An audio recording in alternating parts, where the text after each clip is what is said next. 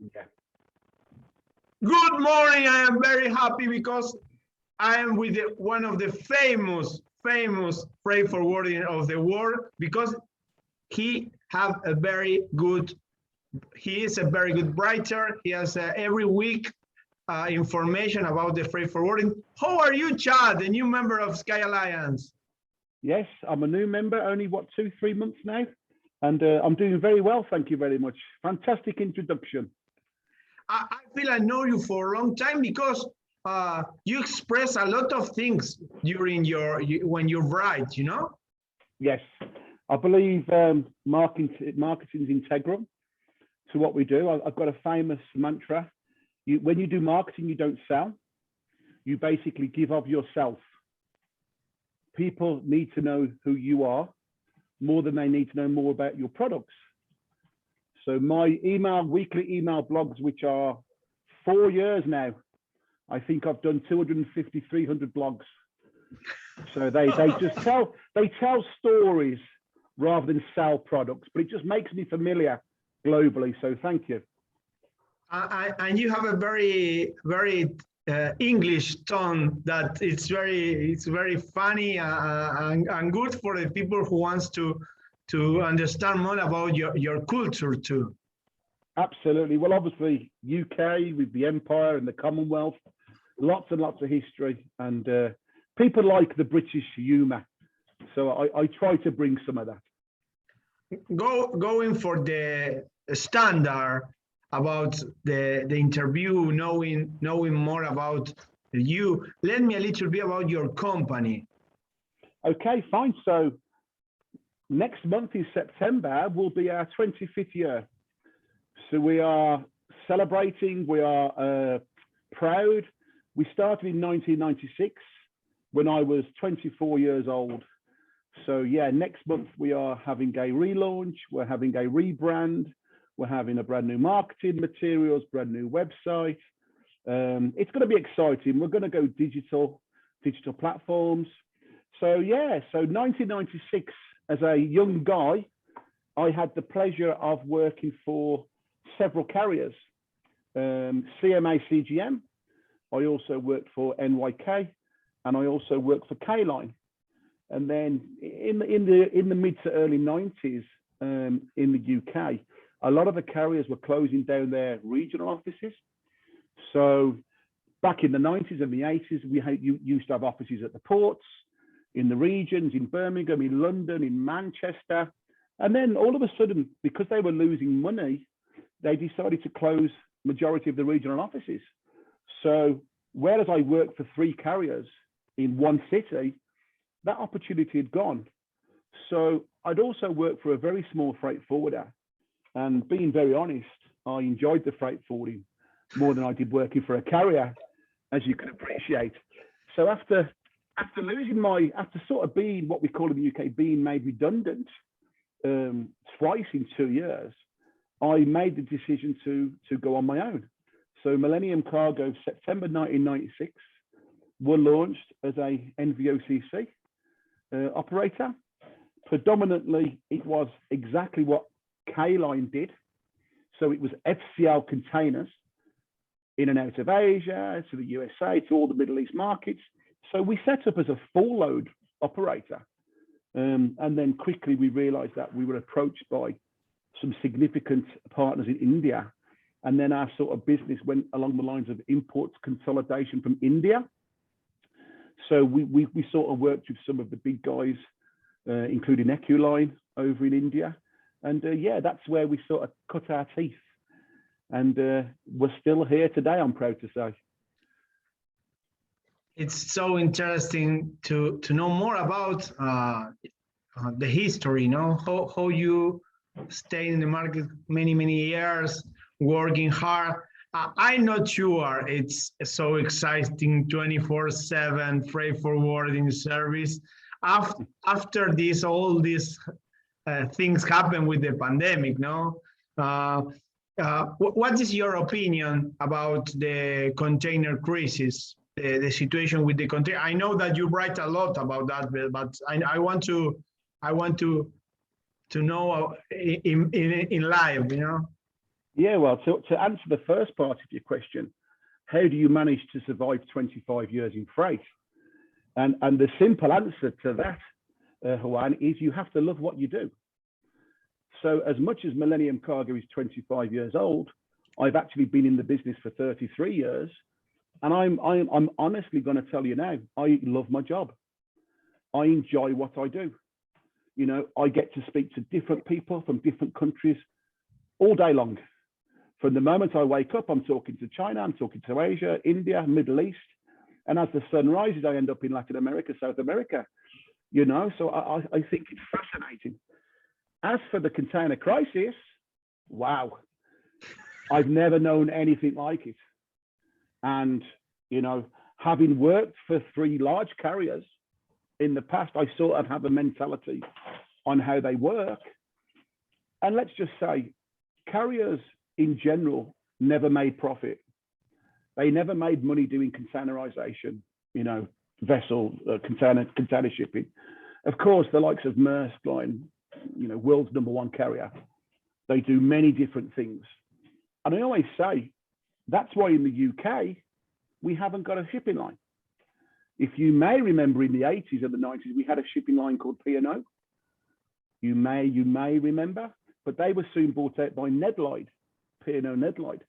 So the UK being a small, you know, a small country, we can't sustain a carrier that loses money. And, you know, you only have to look at Hanjin in Korea, who went broke. But that was then. The pandemic, it's scary, it's frightening, because now we hear these carriers are making billions of dollars. Billions of dollars, it's unheard of. And they're going to earn billions of dollars when they're charging $30,000 ocean freight rates. So it's a crisis. It's busy. Economics has gone through the roof. Commercial e-commerce business has gone completely sky high. China are just controlling manufacturing. They're controlling the vessels, the rotations, they're controlling the freight rates. I'm very fortunate, Juan. We import a lot of goods from China. So of course, you know, 99% of the market coming from the China. And I honestly believe the Chinese won't be happy until it's 100%. You know, I speak to my friends and colleagues in China every day. But as a freight forwarder, and I know this video will go to forwarders, you know, when you're moving a container from China to the UK in December, $2,000 freight rate, there's only a certain amount of money you can make, a few $100s perhaps. But when you're talking 20 plus $1,000, you can make a little bit more money.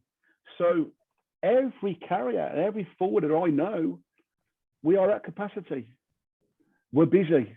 We're working ridiculous hours. It's affecting us, but we're also making money. Will it change? Juan, you tell me, you're an experienced guy. I don't know. How can it change? Because consumers still want the goods. They're prepared to pay for the goods. The Chinese want to do 99% to 100% manufacturing. They dictate the carriers. They dictate the freight rates. Is it going to stop? I don't know, but I've never experienced anything like it, ever. Wow, it's incredible, the situation. But do you believe that the future of freight forwarding is more like we are near to go to e-commerce, like Amazon, like Alibaba, or the big companies of the big multinational keep make the business like today? E-commerce is here to stay. Amazon, Uber is here to stay. These guys will end up setting up their own freight companies. We hear about Amazon Air. We hear about Uber Air. You know, you have Uber over in your country, yeah? Uber? No. Oh, you don't have Uber?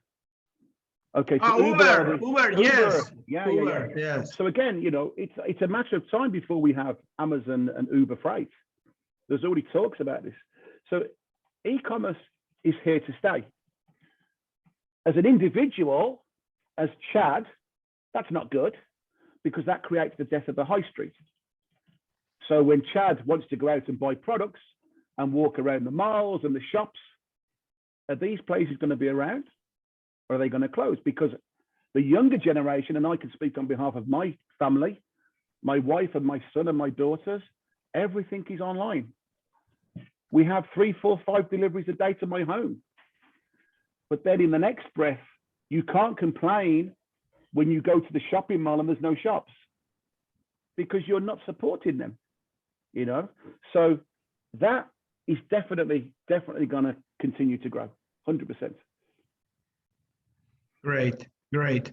Chad, let me a little bit, how do you, I am vaccinated with AstraZeneca, Oxford. I'm waiting for the second shot. How is the situation in UK, and what do you watch after the pandemic? Okay, so I don't know what the news is you receive in your part of the world. I'm very critical of the news. I don't believe the news, what they tell you. And anybody that knows Chad knows I have a favorite saying: what's the news behind the news? So when something happens and the media tell you, really, what are they disguising? Okay. The coronavirus, whether we believe it or not, has happened. You know, I actually had COVID myself, and I was very, very poorly. I still suffer now. So although I would say I'm a bit of a conspiracy theorist, it's serious. Something's definitely, something's going on. Do you know what I mean? As for the UK, we were very quick out of the blocks. We, I think, were second behind Israel when it came to vaccinations. And I believe around about 65 to 70% of the UK public has now been vaccinated. The remaining 20, 30% are all now very young people. So we're talking 15 to 18-year-olds who, for whatever reason, are not quick to take the vaccine because they are, I'm young. The coronavirus is an old person's disease. You know, only old people are suffering with it. So the UK specifically is targeting the younger generation now. But at the moment, our cases are increasing slightly. Our deaths are increasing slightly. However, what the media and what the politicians tell us is that if we are double jabbed and we have 2 vaccinations, then it pretty much will save our life. It doesn't stop us getting the corona, but it certainly doesn't put you in hospital where you have to be intubated and put into a coma. So I'm a double jabbed. I've had both my vaccines now, so I'm feeling, you know, I'm pretty fortunate. But yeah, I was quite proud. I wasn't proud of how the UK handled the coronavirus, but I was definitely proud with how they reacted to the vaccinations. So it's all pretty positive. Great, great. This is the part of the members wants to know. Chad, what is your main market? Everyone's know China, but perhaps you have another's.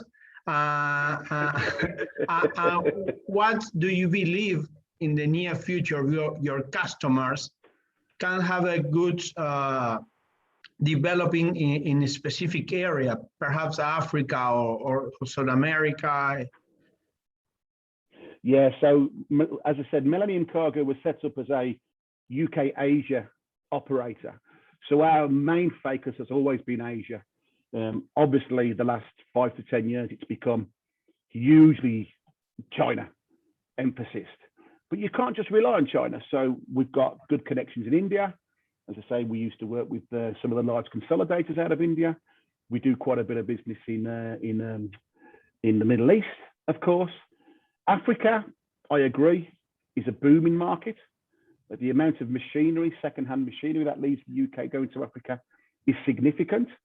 I'm not really in that market yet, but I'm talking.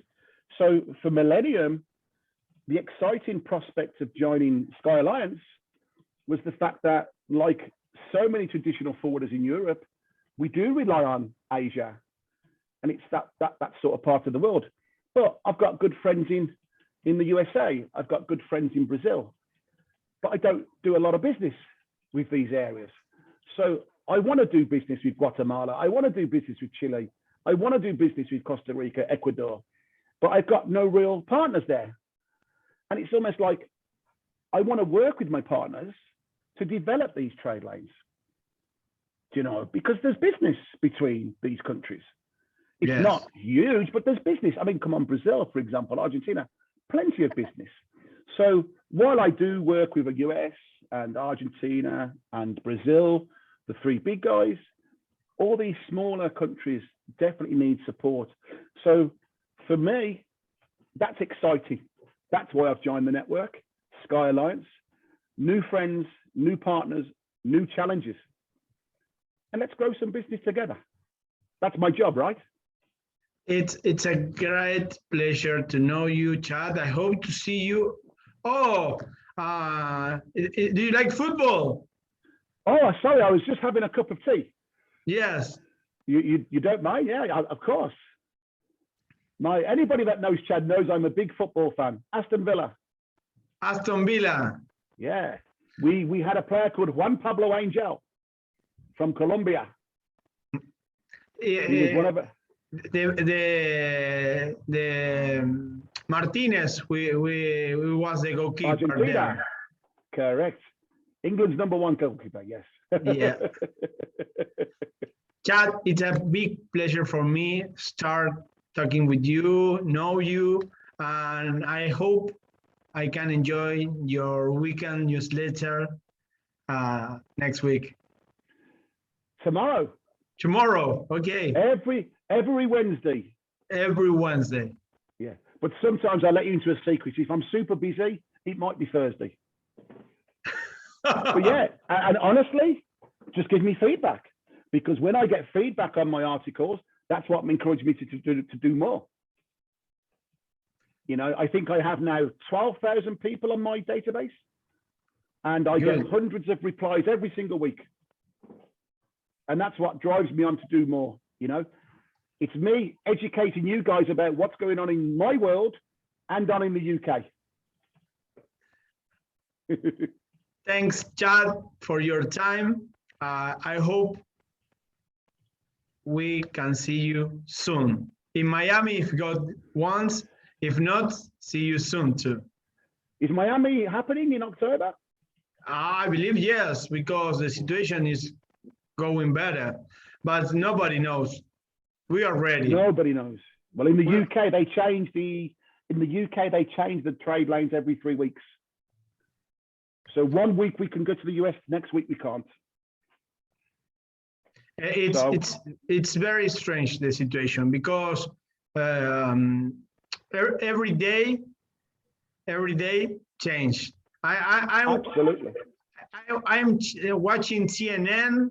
I'm watching Fox in English because I want to know what happened in the war. But today only Afghanistan situation. No, nothing happened in the war. And Juan, and this is exactly what I said about loving my job. Okay, remember I said I don't watch the news. I don't believe the news. How fortunate are we in what we do as our chosen career? We can speak to people from every continent, every country around the world. So if I really want to know what's going on in Argentina, I don't look at Fox News. I ask you. It's that, and that's what I love about my job. That's what I love about my job. But listen, if Miami doesn't happen, then of course we know that you've got a great expo on recently. And for anybody watching, if they remember, it was Chad that invited them all to my bar. Great. I am calling every day for the exhibition, testing what is the situation, everything going on, but nobody knows. We need to taking care of the members.